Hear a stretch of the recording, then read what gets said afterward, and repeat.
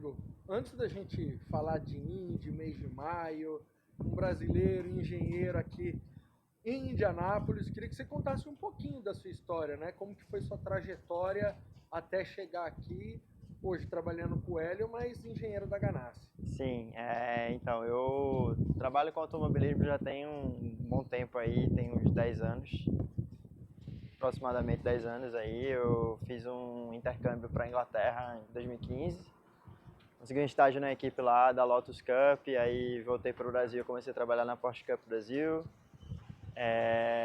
De lá fiz alguns freelancers em algumas categorias de fora, fiz corrida na INSA com LMP2 e tal.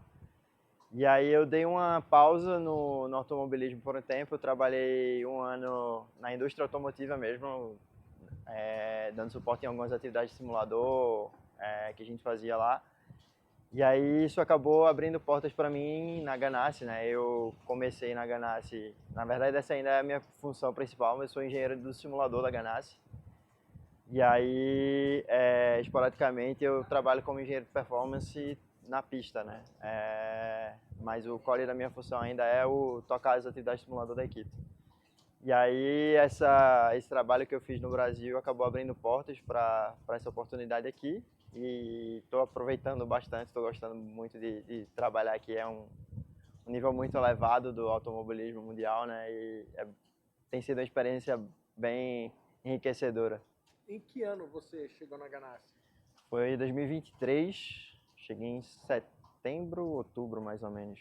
Então já vai fazer aí um ano e meio, um pouquinho mais, que eu tô lá com eles. Ano passado eu fiz já algumas corridas trackside, né? E esse ano a expectativa é que eu faça mais do que eu fiz ano passado, né? Ano passado eu fiz 5 corridas.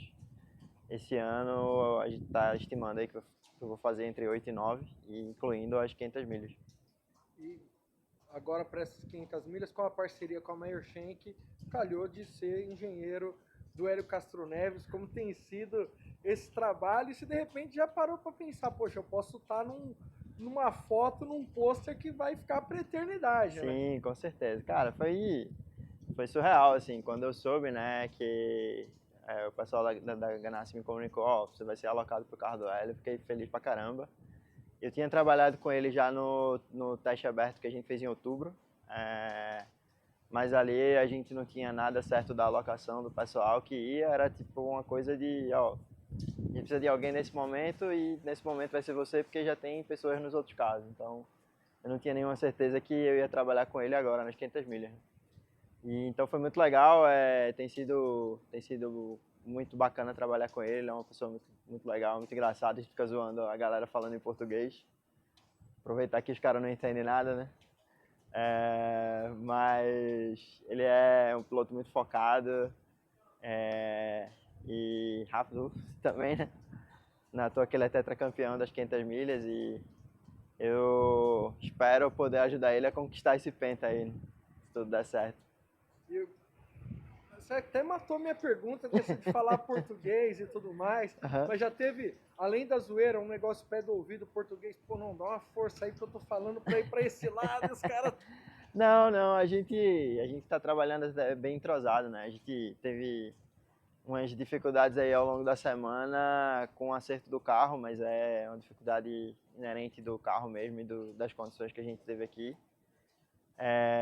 Mas eu acho que a gente conseguiu um progresso muito bom ao longo da semana. A gente teve pouco tempo para trabalhar no setup do quali, né? Os testes inteiros da semana a gente estava trabalhando no setup de corrida e estava funcionando bem. E aí a gente só teve o treino do quali só a Fast Friday mesmo que a gente focou no setup do quali e aí a gente não teve muito tempo de desenvolver.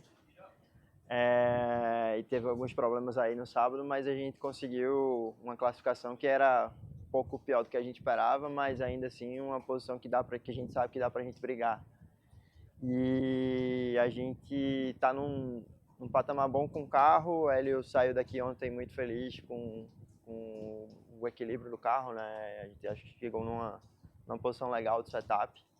Tanto que, assim, difícil dizer, pô, quão representativo foi aquele P2 que a gente fez ontem no treino, né? Porque tu sabe a condição que a galera tá andando e tal.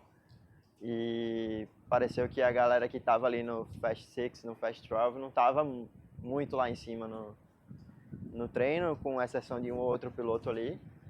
Então a gente não sabe o quão representativo era o pace da galera, mas a gente sabe que as condições que a gente teve ontem de clima era muito próximo do que a gente está estimando que vai ser na corrida. Temperatura, vento e direção do vento, principalmente, que aqui faz uma diferença absurda, né? A gente está com a expectativa de que seja muito parecido com que, pela previsão do tempo que a gente tem agora, que 4 dias antes é difícil de dizer o quão preciso é, mas historicamente a nossa previsão tem sido bem confiável, né? Então a gente está com a expectativa que o clima seja muito próximo do que a gente enfrentou ontem, e a gente viu que ontem a gente estava com o pace bom, andando tanto de cara pro vento quanto seguindo, que aqui muda bastante o comportamento do carro, né? E é um desafio para a gente achar um meio termo entre andar na frente e andar seguindo alguém. E é que nem o Pato falou, o Pato Award deu uma entrevista essa semana falando: você está assistindo as 500 milhas, o cara que está liderando a corrida no meio provavelmente não vai ganhar a corrida, porque muda bastante, né, o cenário. Então a gente sabe que tem a possibilidade da gente estar em algum momento liderando, mas a gente sabe que isso não quer dizer nada até a última volta, né? Então é uma prova bem desafiadora por esses aspectos, mas eu acho que a gente está num patamar legal com o carro, e o Ali está bem feliz com o que a gente saiu daqui ontem. Rodrigo, você falou que as condições de ontem iam ser parecidas com a corrida e tal. O Hélio segundo, mas falou o primeiro para variar, né?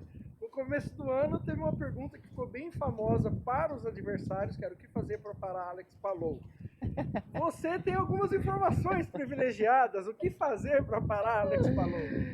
Cara, é bem difícil responder essa pergunta. Eu, honestamente, tendo as informações privilegiadas que eu tenho, ainda é muito difícil responder. Mas a gente tem que fazer uma corrida perfeita, especialmente largando de onde a gente está, né? A gente tem que ser muito cuidadoso com a estratégia, não cometer erros no pit stop. A gente sabe que a gente tem um carro bom agora.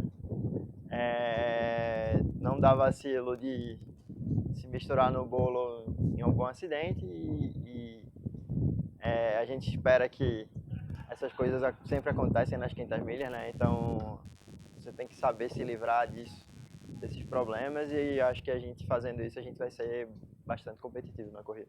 E aí, para terminar, se a gente pegar o percentual, a Ganassi é a equipe mais bem sucedida da história da Indy. A Penske tem números melhores, mas a Penske está desde muito tempo, a Ganassi de 30 e poucos anos para cá. Sim. O que faz a Ganassi ser uma equipe tão perfeita por tudo que a gente tem visto? A gente tem uma galera muito boa, assim, e procedimentos também muito fortes, assim, muito precisos, muito detalhados, eu diria. De preparação que a gente faz para a corrida, tem um suporte imenso da equipe por trás, e eu acho que a gente é muito forte em ser de fato uma equipe, né? A gente não esconde muita coisa um carro dos outros, a gente tem reuniões de briefing e debriefing depois das sessões aqui, que todo mundo participa, a gente tem os pilotos envolvidos nessas reuniões e tudo. Então a gente meio que trabalha junto em prol de um objetivo comum. A gente não privilegia um piloto em detrimento do outro, a gente não privilegia um engenheiro em detrimento do outro. E a gente meio que monta um plano conjunto do que a gente vai explorar, e aí isso acaba trazendo para a gente mais informações, né? A gente fica mais bem preparado para enfrentar as adversidades que a gente tem durante um fim de semana de corrida.